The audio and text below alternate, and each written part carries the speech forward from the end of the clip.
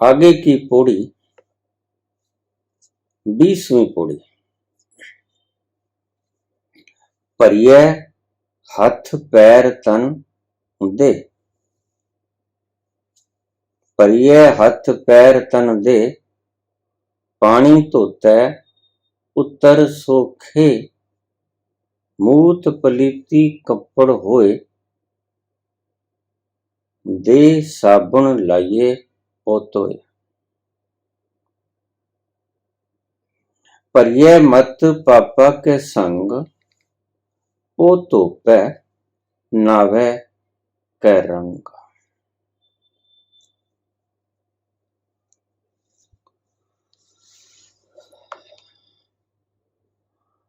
दो तरह के शिष्य होते हैं। एक तो होते हैं फॉलोअर्स, अनुयायी। एक होते हैं शिष्य, सीखने वाले।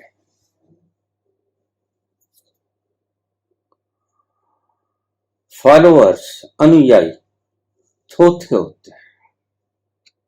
थोते। अनुयायी का अर्थ है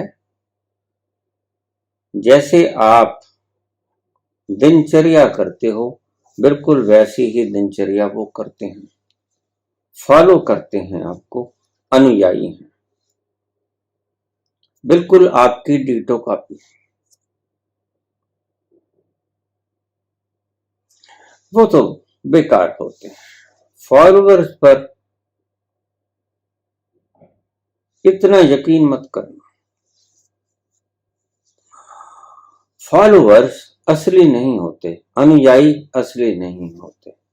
आज तुम्हारा अनुकरण कर रहे हैं, कल किसी और को अनुकरण करेंगे जो उनको भा जाएगा। जिस दिन आप अच्छा लगना बंद हो जाओगे, वो आपका अनुकरण बंद करके दूसरे का अनुकरण करना शुरू कर देंगे। वो तो बेकार। फॉलोअर्स में कभी इतना ज्यादा गुरूर मत करना, वो तो बेकार के हैं। दूसरा होता है शिष्य, जो सीखने के इच्छुक, जो सीखने की इच्छा रखता है, जो बदलने की चाहत रखता है।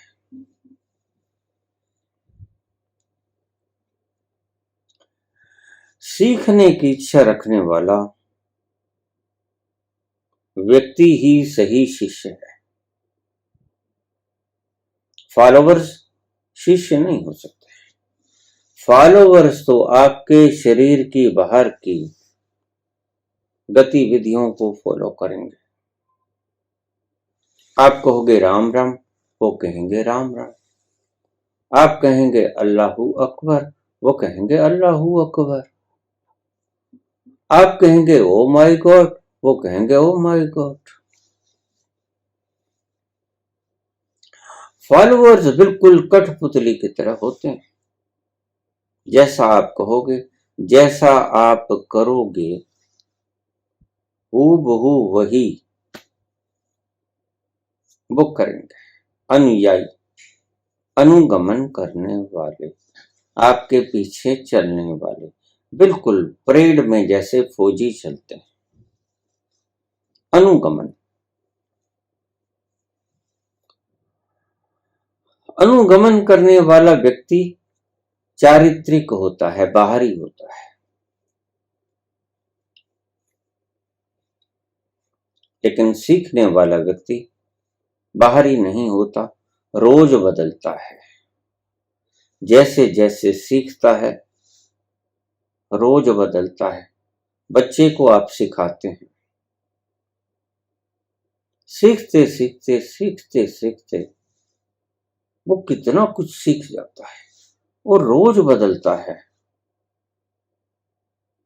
और फिर अगर किसी दिन जज की कुर्सी के ऊपर बैठे व्यक्ति को आप कहोगे कि मैंने आपको उंगली पकड़कर चलना सिखाया, तो वो कहेगा मुझे याद नहीं,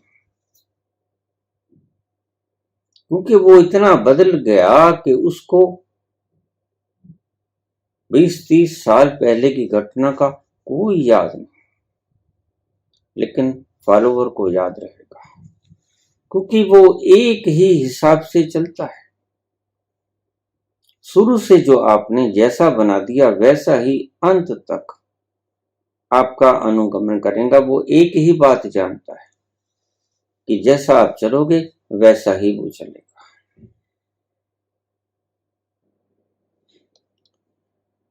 इसीलिए राजनीतिक व्यक्तियों के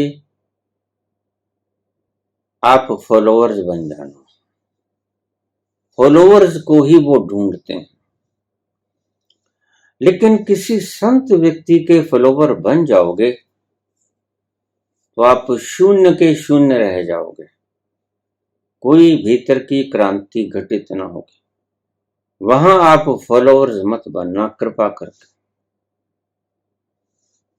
वहां आप सीखने की कला सीखना। वहां आप जाना सीखने के लिए,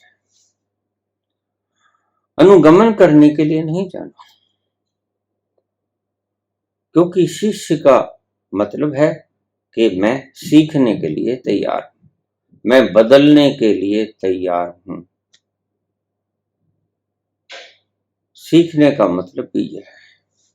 आज आपको कायदा सिखाया जाएगा, कल आपको मैथ्स सिखाया जाएगा, परसों आपको लैंग्वेजेस सिखाई जाएंगी, पहाड़े सिखाए जाएंगे, फिर आगे आगे आगे डॉक्टर ऑफ फिलोसफी बदलते जाओगे आप रोज। जो कायदे वाले व्यक्ति, पीएचडी वाले व्यक्ति एक नहीं होते, हालांकि एक से आते हैं। कायदे से शुरुआत होती है, परंतु पीएचडी करने वाला व्यक्ति अगर उसको कोई कहे कि मैं ही हूं जिसने तुम्हें कायदा सिखाया, तो कहेंगे ठीक सिखाया होगा, लेकिन कायदा मेरे लिए बेकार हो गया। आज मेरे लिए कायदे की कोई अहमियत नहीं, आपने सिखाया, आपका धन्यवाद। उंगली पकड़ के चलाया, आपका धन्यवाद। आज मैं धावक हूं दुनिया का सर्वश्रेष्ठ। आपने चलाया होगा, आपका धन्यवाद।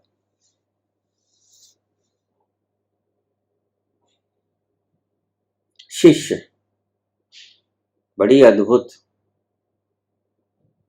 क्षमता वाला होना चाहिए। Who is ready to transfer, जो बदलाव का, क्रांति का, रेवोल्यूशन का आमंत्रण करता है। आओ, बदलाहट के लिए मैं तैयार। और गुरु उसे बदल देता है अगर वो बदलना चाहता है। लेकिन आज शिष्य शिष्य नहीं है। क्यों? जिसने प्रश्न कर दिया उसने तो गुरु को नकार दिया उस स्थान पर। ये जो आपके प्रश्न है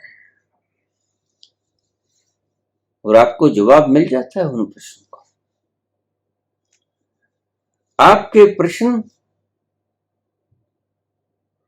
आप हैरान हो जाओगे, गुरु के प्रति नास्तिकता से आते हैं। अगर गुरु के प्रति परम आस्तिकता से आते होंगे तो आप प्रश्न नहीं उठा पाओगे। अंधभक्ति यहां होनी चाहिए, मानना यहां होना चाहिए। कायदों, शास्त्रों, किताबों को नहीं मानना चाहिए। मानना उसे चाहिए जिसने खुद जाना। लेकिन बड़ी अड़चन है, श्रद्धा करें तो किस पे करें? जिस पे भी श्रद्धा करते हैं, वक्त बीतकर वो व्यक्ति दुष्ट आत्मा निकलता है, कातिल निकलता है, लुटेरा निकलता है, पापी निकलता है, अपने स्वार्थ को साधने वाला निकलता है, आपकी इज्जतों से खिलवाड़ करने वाला निकलता है। और हमारे पास कोई पैमाना नहीं, किसे समर्पित करें।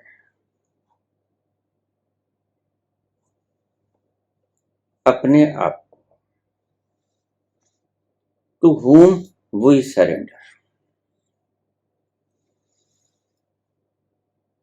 किसके आगे नमन हो जाऊं। और सिख का मतलब यही है, जो झुकना जानता है वह ही सीख पाएगा। जो झुकना जानता है वही सीख पाएगा।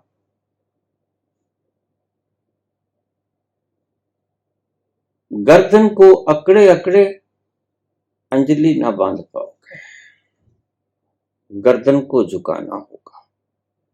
सिजदा हो जाएगा जैसे ही गर्दन झुकेगी और प्यास बुझेगी, क्योंकि प्यास बुझाने वाला सदा ही तैयार बैठा है आपको अमृत पिलाने के लिए।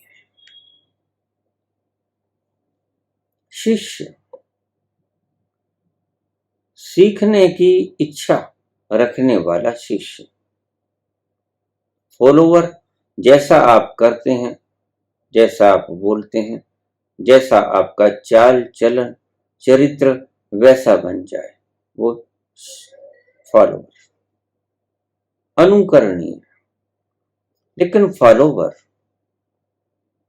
तो व्यर्थ है, फॉलोवर मत बन जाना। शिष्य बनने की कला सीखना, इसलिए अद्भुत नाम दिया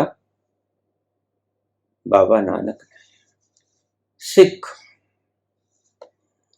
सिख धर्म की स्थापना हुई 1699 में गुरु गोबिंद सिंह जी के द्वारा। खालसा, जो खालस होगा वो सीख पाएगा। अब इस शब्द को ठीक से समझे। जिसके दिमाग के भीतर पहले ही कचरा भरा है वो क्या खाक सीखेगा। मैं बोल रहा हूं, आपके भीतर वेद शास्त्र पुराण कुरान बाइबल गीता ग्रंथ और न जाने कितने कितने शास्त्र भरे पड़े हैं, जो किसी का अनुभव है आपका नहीं। और अगर मैं बोलूंगा तो आप जिस भी धर्म को मानते हैं उससे आप कसोगे कि क्या ये बात ठीक है, ये बात गीता से भिड़ती है, यह बात उपनिषदों में वर्णित है, यह वेदों में लिखी है, तो आप चूक गए। फिर आपने वेदों को ही पढ़ा, क्योंकि वेदों के द्वारा कसा गया तो फिर वेदों को ही पढ़ा। बाकी आप छोड़ दोगे, कैंची से काट दोगे। वही चीज जो आप सुनना चाहते हो वही सुनोगे, बाकी काट फेंक के बाहर फेंक दोगे। तो अगर ऐसा ही सुनना है तो मत सुनना। अगर आप अपने पढ़े हुए को ही सुनना है, अगर सुने हुए को ही सुनना है, जो आपके गुरुओं ने बताया, जो आपके प्रवचनकर्ताओं ने बताया, जो आपके मनीषियों ने बताया, जो आपके शास्त्रों ने बताया, वो आपकी खोपड़ी में भरा पड़ा है और उसको ही आप मापदंड माने बैठे हो। और वो आपके लिए मात्र कचरा है, क्योंकि वो आपका ज्ञान है। और जो आपका ज्ञान नहीं वो आपकी संपत्ति नहीं, जो आपने खुद जाना नहीं वो आपकी प्रॉपर्टी नहीं, वो किसी की प्रॉपर्टी है। आपने चुरा ली, आपने अपनी खोपड़ी में रख ली, आपने अपने तंतुओं के भीतर उसे रिकॉर्ड कर लिया, लेकिन वो चोरी का सामान है, ध्यान रखो। ये जितने भी शास्त्रों को दिमागों में भरने वाले लोग हैं, ये चोर हैं, डाकू हैं। कैसे? क्योंकि इन्होंने चुरा लिया। किसी का अनुभव होगा बाबा नानक का, आप भरे बैठे दिमाग में अपने। बाबा नानक किसी का कुछ नहीं चुराते। बाबा नानक के सीधे गुरु के दरबार में से उतरता है ऊपर से। और बाबा कहते हैं कि जिब फरमाए तिब तिब पा। मेरा इसमें कुछ नहीं है। जैसे जैसे वो उतारता है मेरे भीतर, वैसे वैसे मैं लिखे जाता हूं। मेरा इसमें कुछ नहीं। मुझे ना तो दोष देना, ना ही मुझे महत्व देना। मैं कुछ नहीं हूं। Am nothing. मैं सिर्फ उसके हुक्म का, उस हाकम के हुक्म का पालन करने वाला हूं। जिब फरमाए तिब तिब पा। तो जिसने जो शास्त्रों के शब्द चुरा लिए, वेदों से चुराए, उपनिषदों से चुराए, पुराणों से चुराए, कहीं से भी चुराए, वो ठीक थे या गलत थे, वो गप्पें थीं या ज्ञान था, वो चोर है।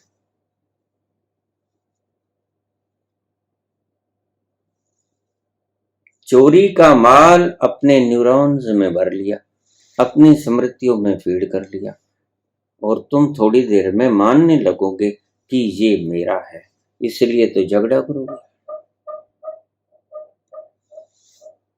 शिष्य कभी झगड़ा नहीं करता, फॉलोअर्स ही झगड़ा करते हैं, क्योंकि वो चोरी का माल अपना समझ बैठते हैं, जानते हैं कि दूसरे का अनुभव है, माल दूसरे का है, चुराए हम बैठे हैं, भरे हम बैठे हैं खोपड़ी में, हमारा नहीं। और जो कोई व्यक्ति, कोई प्रबुद्ध व्यक्ति उन्हें कहता है कि ये तुम्हारा अनुभव नहीं, तुम चोर हो, तो वो झगड़ते हैं, उसके गले में हाथ डाल लेते हैं, उसका हाथ पांव काट देते हैं, उसे जहर का प्याला पिला देते हैं, उसे सूली पर टांग देते हैं, लेकिन वास्तव में वो चोर है।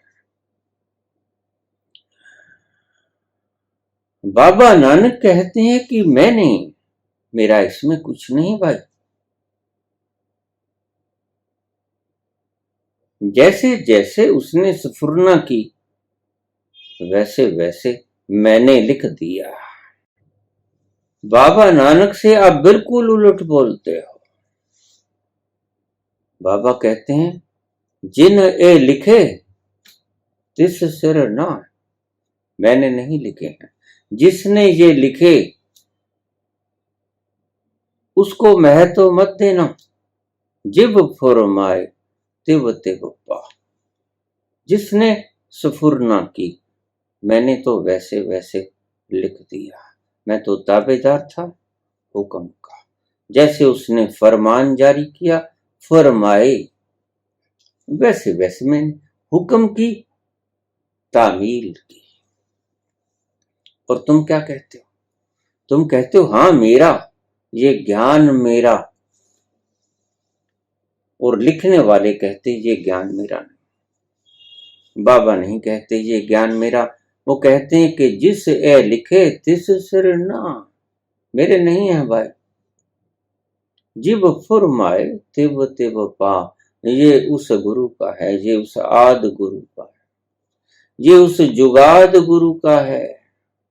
मेरा इसमें कुछ नहीं। और तुम कहते हो कि मेरा इसमें सब कुछ।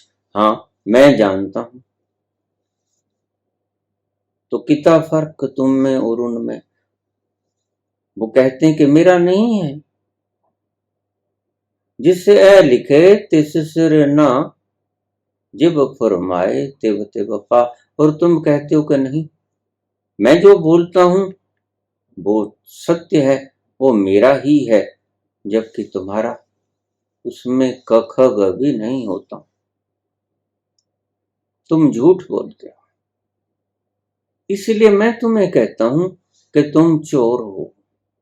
तुमने किसी का अनुभव चुरा लिया। जो अनुभव बाबा के द्वारा आए, जपजी साहब में लिखे गए, वो तो खुद मानते ही नहीं कि मेरा है, और तुम मानते हो कि मेरा है। जिसने भी आत्म उपलब्धि की, ज्ञान की स्फुरना हुई, वो कबीर थे, बुद्ध थे, महावीर थे, कोई भी थे, वो नहीं कहते मेरा ज्ञान, वो कहते ज्ञान परम गुरु का। ये तो प्रसाद उतरा गुरु का, मेरा इसमें कुछ नहीं। और जिसका इसमें कुछ नहीं, वो दावा करते हैं कि हाँ मेरा।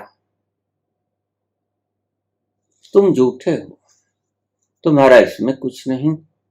तो बाबा कहते हैं जरा अपना भीतर जाके फलोरो, क्या ये तुम्हारा है? नहीं है, तुम पाओगे।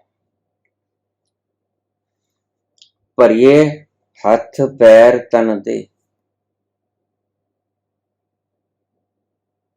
अगर शरीर के ऊपर मैल जम जाए, कीचड़ जम जाए, मैल जम जाए, मल जम जाए, मूत्र जम जाए, पानी तो तय उतर सो खे। वह खे, वह गंदगी पानी से धोने पर उतर जाती है। मूत पलीती कपड़ होए, अगर आपके कपड़ों पर मूत्र या कोई गंदगी लग गई है, दे साबन लिए ओ तोए। साबन लगाने से वो उतर जाती। पर यह मत पापा के संग, ओ तो पै नावे कर रंग। अगर आपकी बुद्धि पाप से भर गई है, पाप किसे कहते हैं बाबा? पाप बाबा उसे कहते हैं जो तुम्हारा है नहीं, तुम उसे अपना मानते हो, वह पाप है। जो दूसरों का है, तुमने चुरा लिया, तुम अपना मानने लगे, वह पाप। और वो आपको दुख देगा।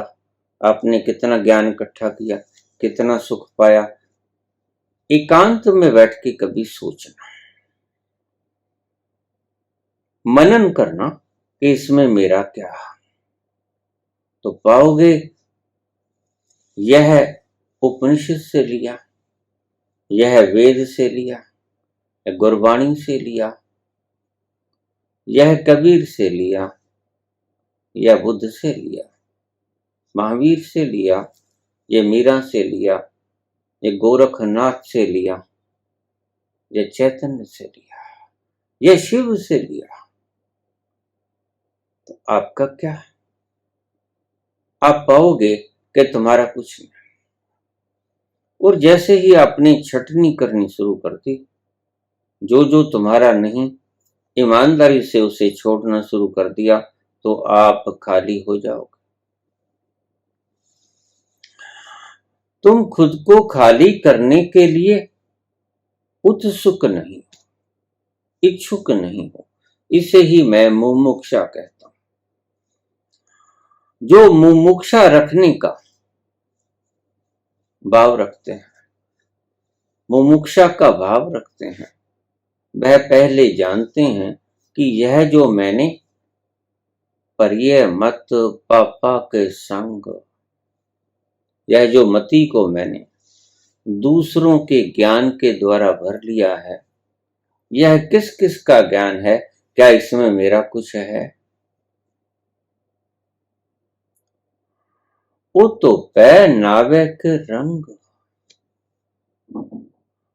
नाम शब्द प्रेम के लिए प्रयोग किया बाबा ने यहां। वह अपने भीतर उतरकर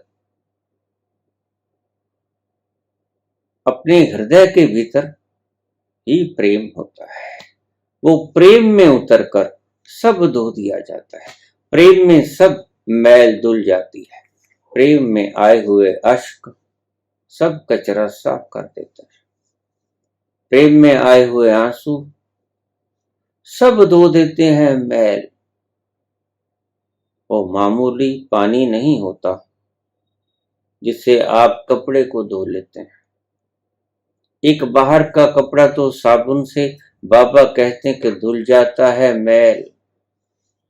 मूत पलिती कपड़ होए दे साबन लइए ओ धोए,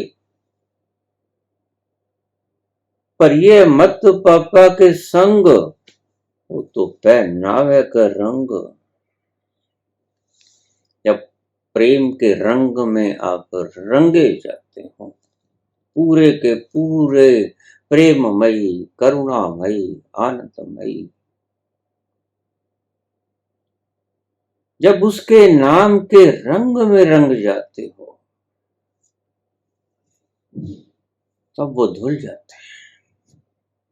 उनको धोने के लिए कोई साबुन नहीं, सिर्फ प्रेम की साबुन काम करती है। मूत पलिती कपड़ होए दे साबन लइए ओ धोए,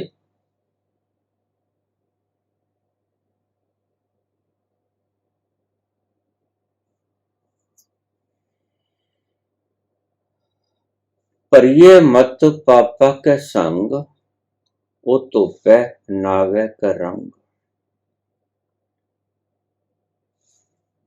अगर आपकी मति, आपकी बुद्धि आपने गैरों के अनुभव से भर ली तो बाबा उसे पाप कहते हैं।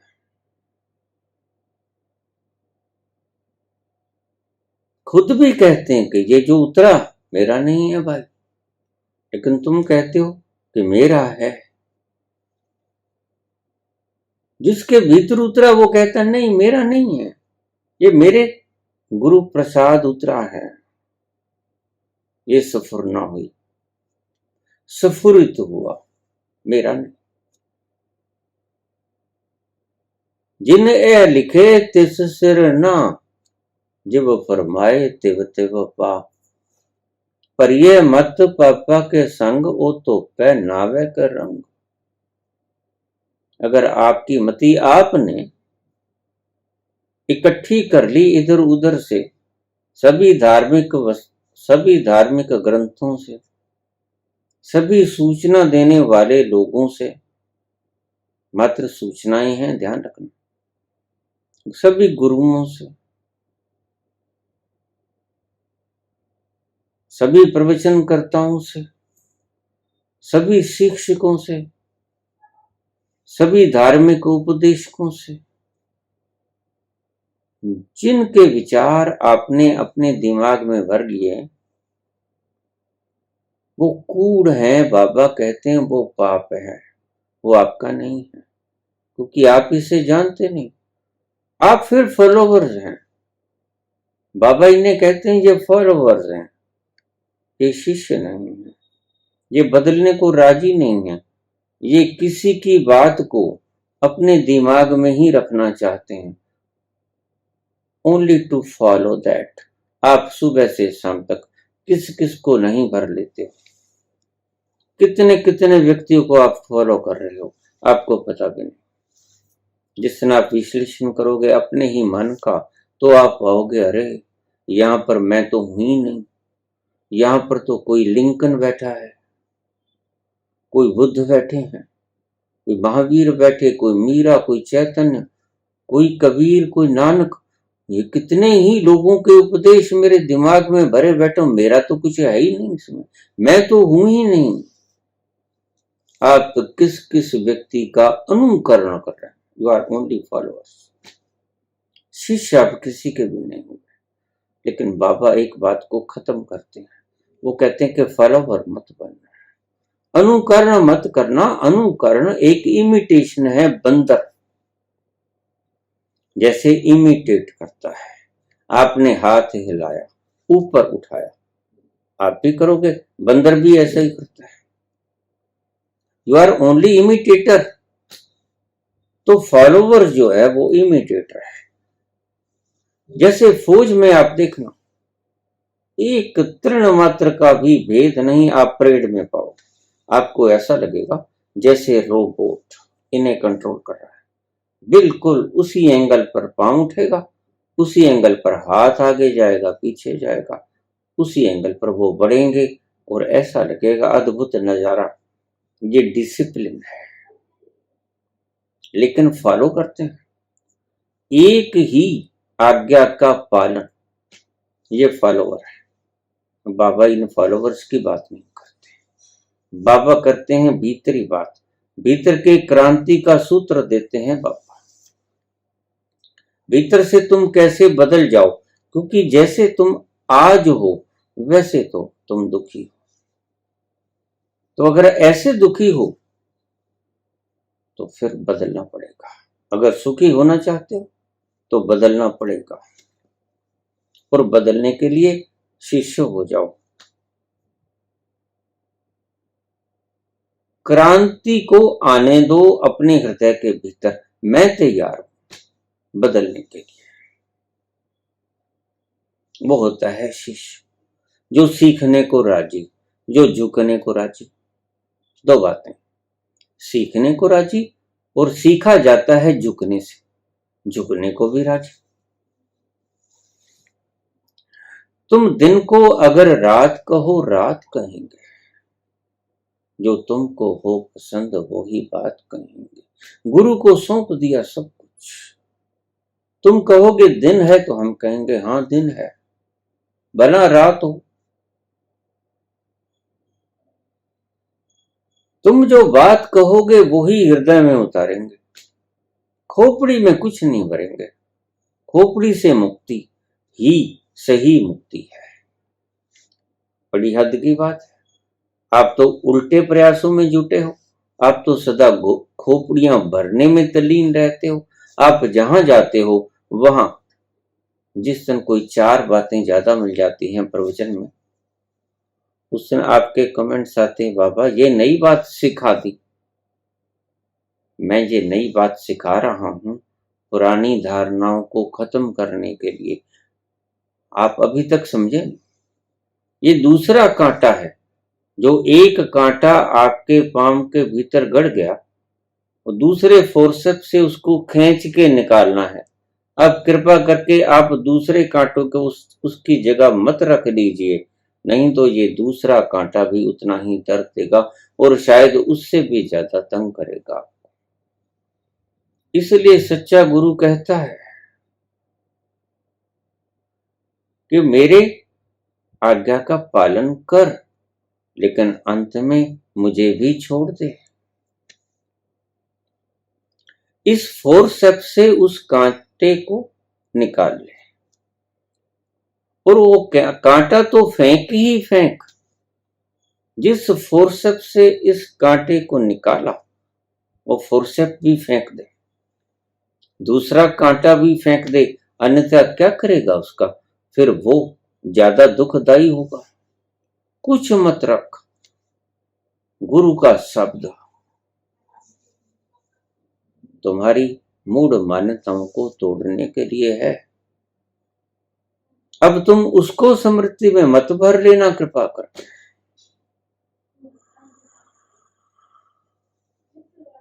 ऐसा ही तुम करते हो। मैं कहता हूं मुक्ति, और फिर मुक्ति कहां हुई? आपने वेद के शब्द छोड़े, विजय वत्स के शब्द भर लिए। फर्क कहां पड़ा? जितने वेद के शब्द आपको तंग कर रहे थे, उतने ही विजय वत्स के शब्द आपको तंग करेंगे। वो भी कांटा है, ये भूल मत जाना। उस कांटे का उपयोग करना था पहले कांटे को जो दुख दे रहा था, जिसने आपके भीतर रक्त को मवाद के रूप में बदल दिया। उस कांटे को खींचने का काम लेना था इस कांटे से, लेकिन आप धन्यवाद स्वरूप उसको अपने पास संभाल के रख लेते हो कि तेरा धन्यवाद, और फिर तुम चूक गए, गुरु को फिर चूक गए। गुरु कभी नहीं कहता कि चिपट जा, वो कहता है शब्दों से चिपट मत, शब्दों से काट कर, जिसके द्वारा वो काटे गए शब्द उसको भी फेंक दे और कांटे को भी फेंक दे, मुक्त हो जा। Release your self.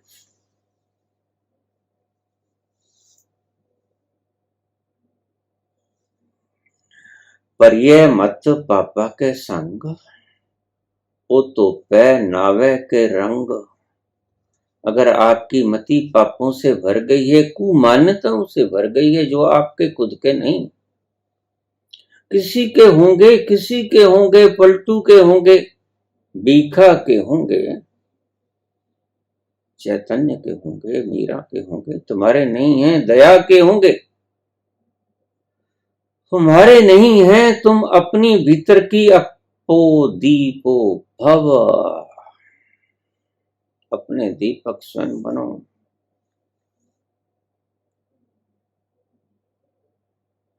दूसरों के दियों से काम न चलेगा।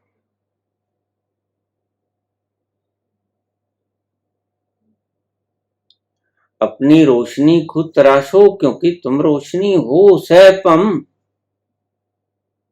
अपनी रोशनी से परमात्मा रोशन है, अपने प्रकाश से वो प्रकाशित है, अपनी उज्ज्वलता के साथ वो उज्ज्वल है, और तुम उसका ही स्वरूप हो। अपा दीपो भव, अपने दीपक स्वयं बनो। पर ये मत पापा के संग, पाप शब्द की ठीक से व्याख्या समझ लेना, जो तुम्हारा है ना, वो तुमने खोपड़ी में भर लिया। ओ तो पे वो कैसे धुलेगा? ओ तो पे नावे के रंग, प्रेम में डूब जाओ, खोपड़ी को छोड़ के हृदय में प्रवेश कर जाओ।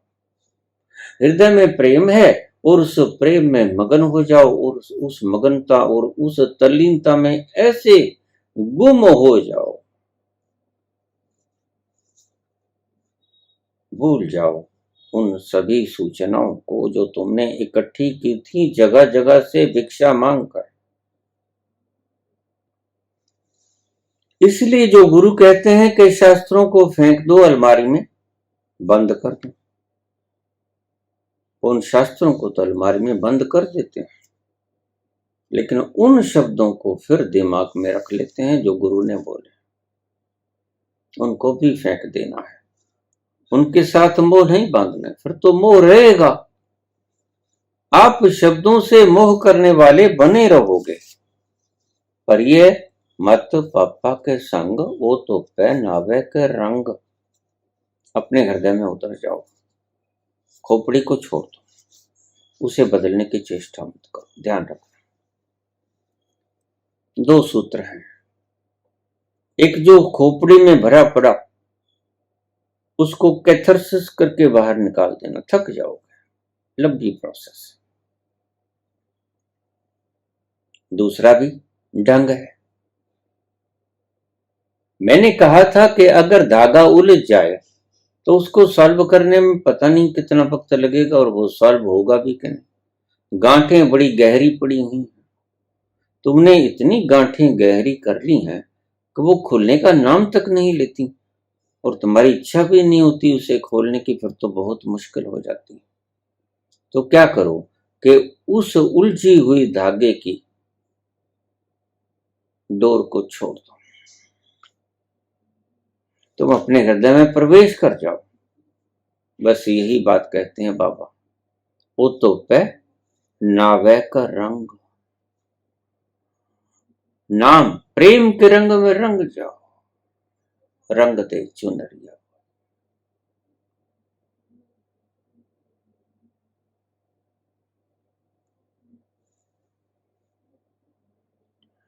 उसके रंग में रंग जाओ, खोपड़ी को छोड़ो, सूचनाओं को छोड़ो। बाबा अच्छी तरह जानते हैं कि इनके पास सूचनाएं हैं, अनुभव नहीं। और वो बेकार है। मूत पलिती कपड़ होए, अगर कुछ ऐसा हो जाए कि आपके कपड़े मलिनता से युक्त हो जाएं तो वो साबुन से धुल जाएंगे, लेकिन अगर मत पापों के संग मैली हो गई है तो वो कैसे दुबेगी? वो हृदय में उतर जाओ, उसको तो छोड़ दो, धोने की चेष्टा मत करो। बाबा अलग ही फार्मूला देते हैं। बाबा कहते हैं कोई साबुन उसके काम आएगी तो वो सिर्फ यही आएगी, उसको छोड़ छूड़ के बाहर हो जाओ। उस दिमाग के अंदर जो सूचनाएं हैं, किस किस को साफ करोगे आप? किस किस को निकालोगे? थक जाओगे, कमजोर हो। पहले ही बहुत ब्रह्मवश यात्रा कर ली, पहले ही बहुत भटक लिए, पहले ही बहुत मृग तृष्णाओं से युक्त होकर मुस्तल के भीतर भागे भागे फिरे। अब थक गए हो और थक के गिर गए हो। अब तुम और ज्यादा मुशक्कत ना कर पाओगे, इसलिए तुम क्या करो, इस छोड़ छूड़ के बुद्धि की उलझनों को थोड़ा नीचे खसके जाओ। बुद्धि से नीचे मिलेगा आपको प्रेम से सब लबालब भरा हुआ हृदय। बस वहां गोता लगा लो और उसके रंग में रंग जाओ। ओ तो पहनावे के रंग, नाम के रंग से उसको धो डालो। नाम के रंग से तुम रंग जाओ, प्रेम के रंग में तुम रंग जाओ। तुम उस बकवास को छोड़ दो जो तुमने कहीं की ईंट कहीं का रुड़ा, भानुमती ने कुनबा जोड़ा। ये आपने कुनबा जोड़ लिया है अपने स्मृतियों के भीतर, अपने टिश्यूज के भीतर, अपने न्यूरॉन्स के भीतर तुमने कूड़ा कबाड़ा जोड़ लिया है। तुम्हारा नहीं है, देख लो, आजमा के देख लो। अगर विश्वास ना हो, मेरे पास बिच्छू भी हैं, मेरे पास सांप भी।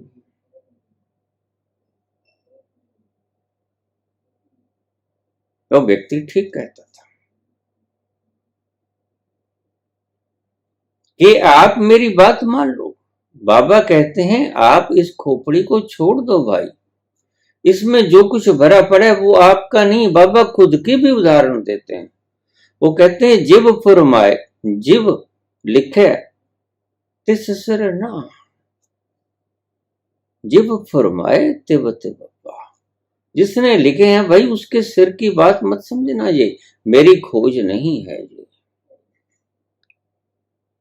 जिस ए लिखे तिस सिर ना, जब फरमाए तिब तिब पाए, तो उसकी अमानत है, गुरु प्रसाद उतरा है और तुम इसको इकट्ठा कर रहे हो।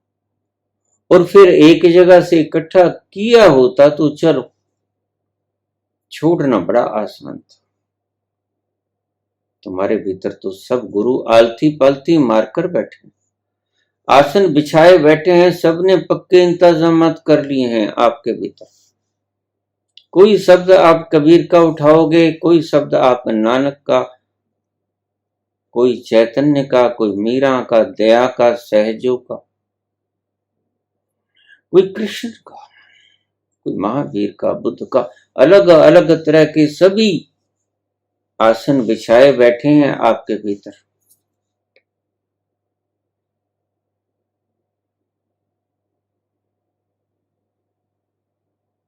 ये तुम्हारा पाप है। तुम जिसे पुण्य समझते हो कि मैं धार्मिक किताबों की सूचनाओं को इकट्ठे किए हूं, बाबा बिल्कुल उलट बात कहते हैं। बाबा कहते हैं इनसे पीछा छुड़ाना पड़ेगा, इनके साथ चिपटना व्यर्थ है, क्योंकि ये आपकी अमानत नहीं, ये तुम्हारे खोजे हुए शब्द नहीं, ये किसी के कहे हुए शब्द हैं। और बाबा तो कहते हैं कि मेरे द्वारा बोली गई जपजी मेरी नहीं है भाई। जिब फरमाए तिब तिब, मैंने तो जैसे उन्होंने फरमान जारी कर दिया वैसे वैसे मैंने डाल दिया। और तुम जिसे बाबा कहते हैं कि मेरा नहीं है, उसे तुम कहते हो कि मेरा है। यही विडंबना है और यही तुम्हारे दुख का कारण है।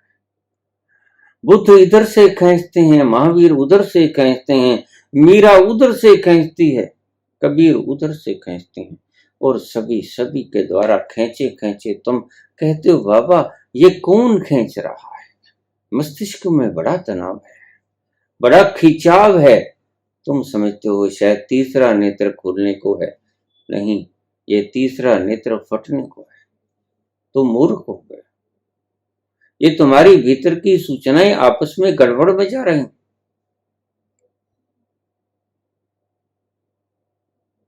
तुम्हारे भीतर सभी गुरुओं को तुमने बैठा दिया है, और एक साधे सब सधे, सब साधे सब जाए।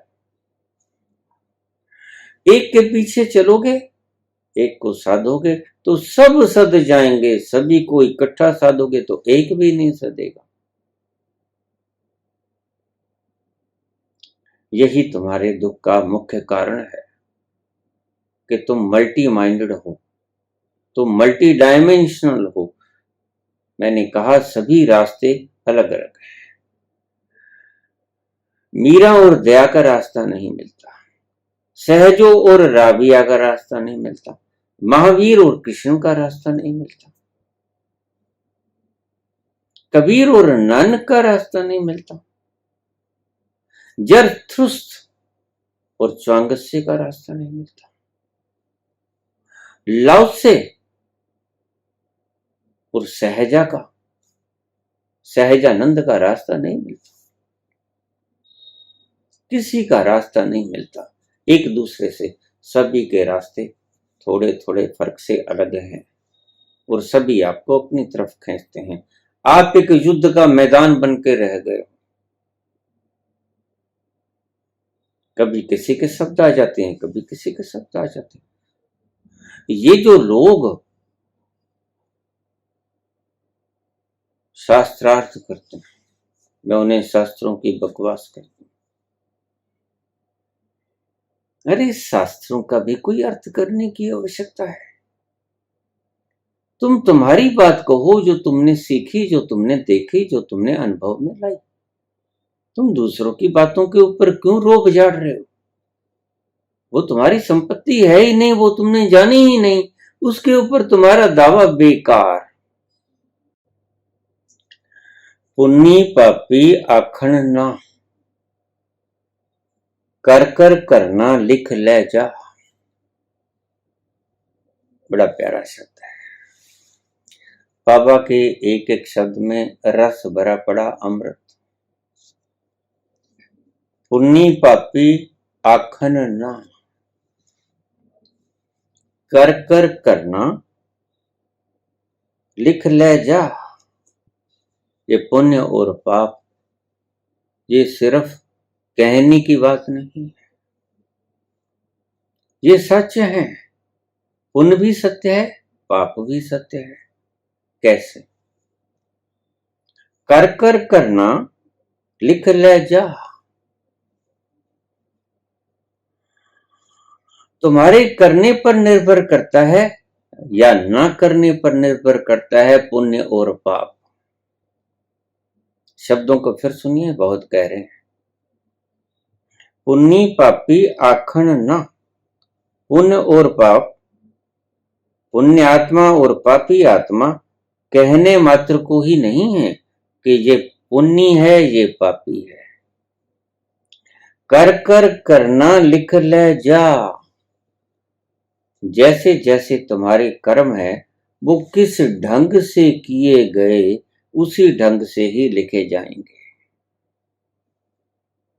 क्या अर्थ है बाबा का? अब आगे साफ करें। आपे बीज आपे ही खा। अगर तुमने कर्ता भाव से काम किया तो तुम पापी। पुण्य पापी आखण ना, कर कर करना लिख ले जा। आपे बीज आपे ही खा। अगर आप बीजोगे, अगर आप कर्ता बन के काम करोगे कि मैं करता, मैंने किया। बाबा तो कहते हैं ये जप जी भी मैंने नहीं लिखी, लेकिन आप छोटे छोटे कर्मों को कहते हैं कि ये मैंने किया, मैं करता। कहते अगर आप कर्ता बन के काम करोगे, आप बीज बोओगे, आप पे बीज आप पे ही खा। अगर बीज आपने कर्ता का बो दिया, कर्ता भाव से बो दिया, तो याद रखना उसका फल भी तुम ही खाओगे। अगर अकर्ता भाव से काम को होने दिया तो उस फल को तुम नहीं खाओगे। बीजने वाला कर्ता भाव से बोएगा तो उसे खाना पड़ेगा। बीजने वाला अकर्ता भाव से होने देगा कर्म को तो उसे नहीं खाना पड़ेगा। इस बात की गहराई को आप समझ लेना। आप पे बीज आप पे ही खा। अगर आप बीजोगे तो आपको खाना पड़ेगा। अगर आप कर्तापन के भाव से बीजोगे तो वो कर्म आपका और आपको ही भुगतना पड़ेगा। अगर आप कर्म को अकर्ता भाव से करोगे, होने दोगे, तो आपको वो फल खाना नहीं पड़ेगा। जैसे आपके भीतर क्रोध आया, आपने वो क्रोध किसी के ऊपर फेंक दिया, कर्ता बन गए, तो उसका एक्शन रिएक्शन फिर आप जिम्मेवार हो, क्योंकि कर्ता भाव से उसके ऊपर फेंक दिया जिसके प्रति क्रोध आया। आपके भीतर हत्या का विचार आया, आपने उठाई तलवार, गला काट दिया, फल कौन भोगेगा? आप ही भोगोगे। आपने किया, आपको ही भोगना पड़ेगा क्रोध का फल। आगे वो रिएक्शन करेगा जिसके ऊपर आपने क्रोध का नजला फेंका, फिर उसकी रिएक्शन आप करोगे और ये दुष्चक्र शुरू हो जाएगा।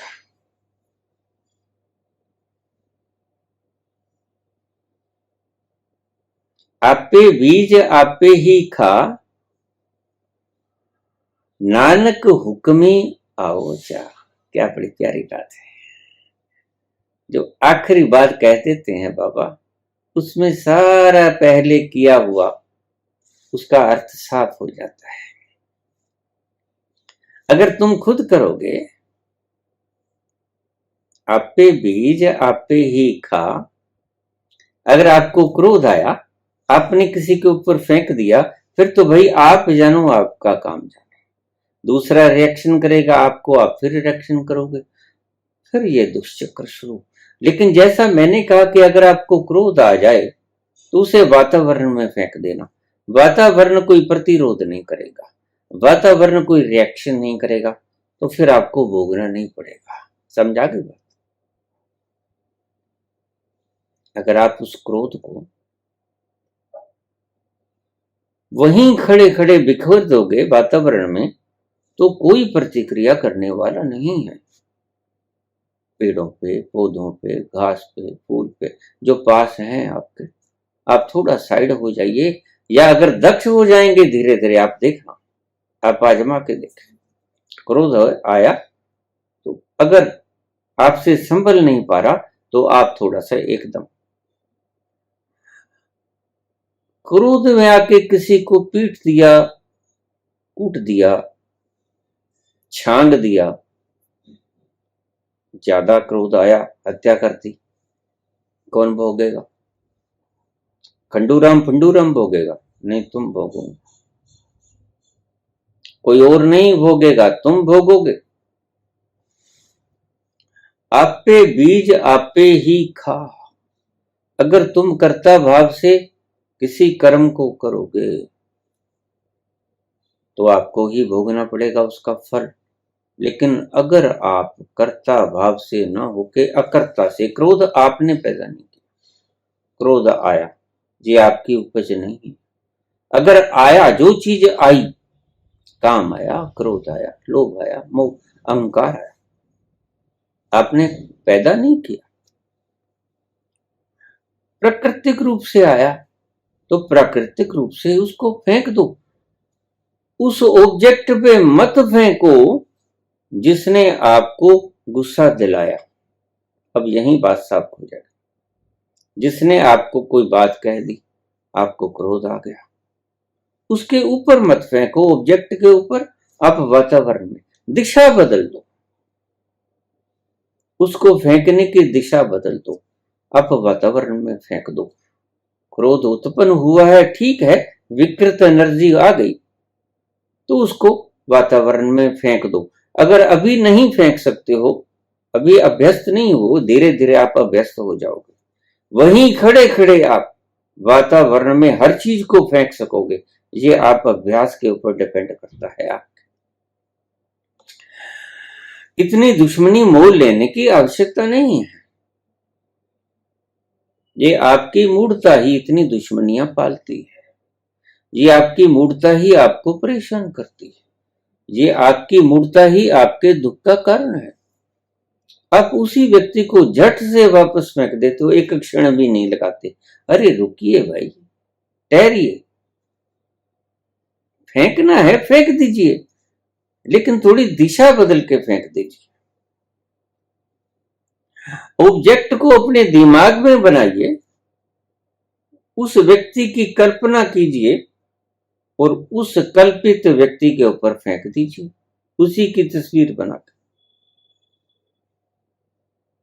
तो वह रिएक्ट नहीं करेगी। वातावरण में फेंक दीजिए, रिएक्ट नहीं करेगा।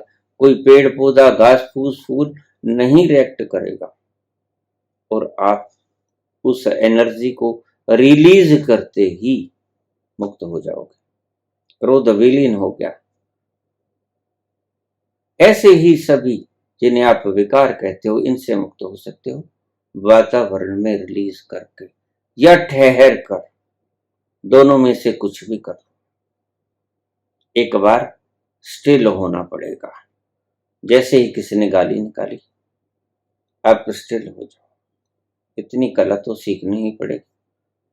अध्यात्म की सबसे पहली से पहली कला है ठहर जाना, पहली से पहली कला है और एकमात्र कला, ठहर जाना आपको धुर तक ले जाएगी, अपनी आत्मस्थल तक। एक सबक अगर आप सीख लो तो दूसरा सबक सीखने की जरूरत नहीं। ठहर जाओ बस। संसार के और परमात्मा के दोनों ही कामों में ठहर जाओ। वासना उठे, ठहर जाओ। ईश्वर तक पहुंचना है, ठहर जाओ। दौड़ को बंद कर दो। दौड़ना जैसे ही बंद करोगे, ठहराव जैसे ही तुम्हारे भीतर आएगा, तुम पाओगे धीरे धीरे कुछ ही दिनों में आप बहुत शांत होना शुरू हो गए। और जैसे ही आपको उस शांति का मजा आपने चखा, आप फिर से क्रोध न कर पाओगे, आप फिर से उपद्रव न खिला पाओगे, आप फिर से उन विकारों में न उतर पाओगे, आप फिर से घृणा और नफरत के बीच न होगे। बस एक बार शांति का असल मजा आपने चखा, फिर से आप खुद जानबूझकर अशांत ना हो गए। बुद्ध को भी लोग थूक जाते हैं, बुद्ध को भी लोग गालियां निकालते हैं। ये कोई एक आध बात नहीं। जिस गांव से भी गुजरे, कोई ना कोई पागल सिरफिरा तो होता ही है। कोई ताने, कोई लानत, कुछ न कुछ बोल देता। देखिए अपना राज्य छोड़कर अब दर दर मारा फिरता है, मांगता फिरता है। ऐसे कमेंट करने वाले लोग भी थे, और उसके सम्मान में उसके चरण पकड़ने वाले लोग भी थे कि कितना उपकार कर रहे हो। जिसकी हमें तलाश है वो आपके पास था, वो आपने छोड़ दिया, और हमें वो बांट रहे हो जो आपने पाया। अहो भाग्य हैं हमारे, आओ बैठो, हमारे आंगन में बैठो। आपका स्वागत है। ऐसे लोग भी थे और ऐसे लोग भी थे जो ताना कस रहे थे, लेकिन बुद्ध दोनों से अब प्रभावित रहे, न स्तुति से और न ही आपके किसी प्रकार के दोषारोपण से। दोनों से ही निर्लिप्त बने रहे, कमलवत, कीचड़ में कमलवत बने रहे, ना स्तुति से प्रभावित हुए, ना दोषों से प्रभावित हुए।